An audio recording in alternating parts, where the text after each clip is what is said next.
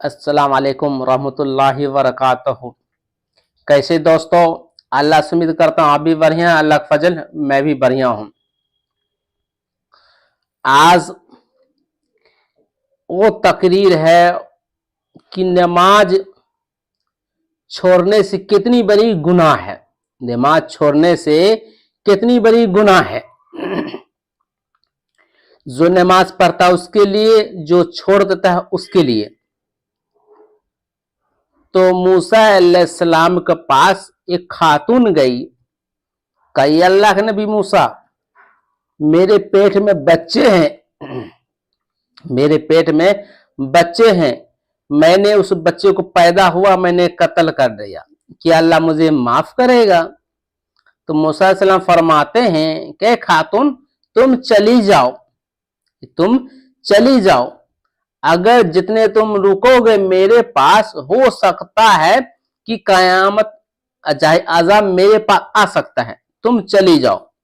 जैसे खातून गई और आ गए जिब्रील अलैहिस्सलाम, तो मूसा अलैहिस्सलाम से फरमाते हैं कि अल्लाह के नबी, आप जिसको भेजे खातून को माफी मांगने के लिए आई थी, तो आप मना क्यों किए? तो मूसा अलैहिस्सलाम फरमाते हैं कि इसलिए मैंने मना किया कि वो खातून एक नाजायज बच्चे, उस बच्चे को कत्ल कर डाला, आप गुनाहों से माफी मांगने आया, गुनाहों से माफी मांगने आया। जिब्रील अलैहिस्सलाम फरमाते हैं कि जो शख्स ऐसे छोड़ देता है, इससे बड़ा गुनाह कौन है? वो गुनाह है कि जो मुसलमान नमाज पढ़ता है, नमाज पढ़ता है कज़ा करके पढ़ता है, शख्स नमाज पढ़ता कज़ा करके, इतनी बड़ी सजा है वो जो बच्चे नाजायज है, उससे बड़ा गुनाह ये है।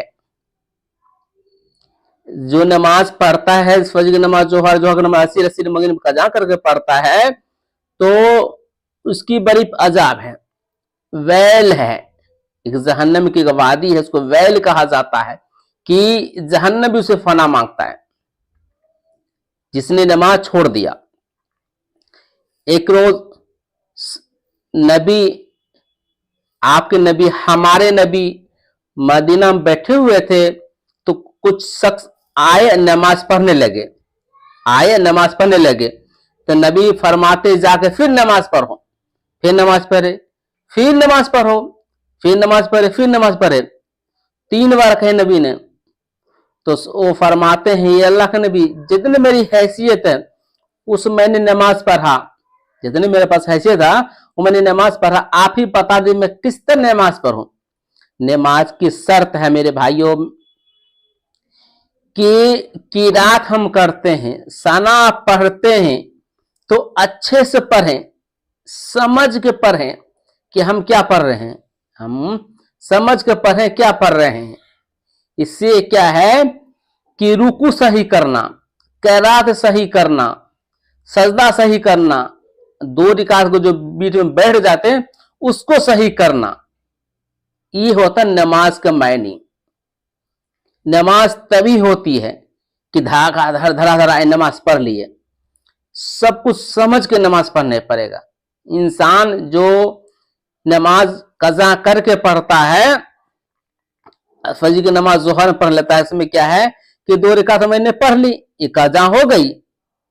जो मैंने लेट को पढ़ा, कज़ा करके पढ़ा, उसके लिए क्या है कि तौबा करें, इस्तिग़फ़ार पढ़े, अल्लाह से माफी मांगे कि अल्लाह मैंने नमाज छोड़ दी, अल्लाह मुझे इतने कज़ा जानबूझे अनजाने हुआ, अल्लाह मुझे माफ कर दे, अल्लाह मुझे माफ कर दे।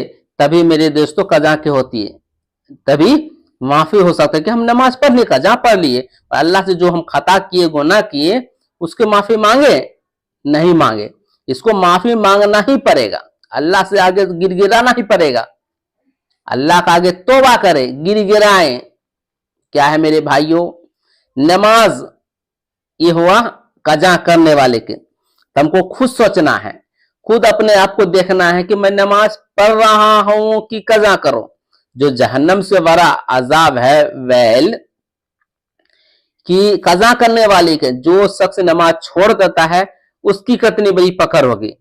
मेरे साथियों, ये खुद देखना है ये खुद हमको जायजा करना है कि नमाज हम छोड़ दिए हैं कि नमाज हम पढ़ रहे हैं।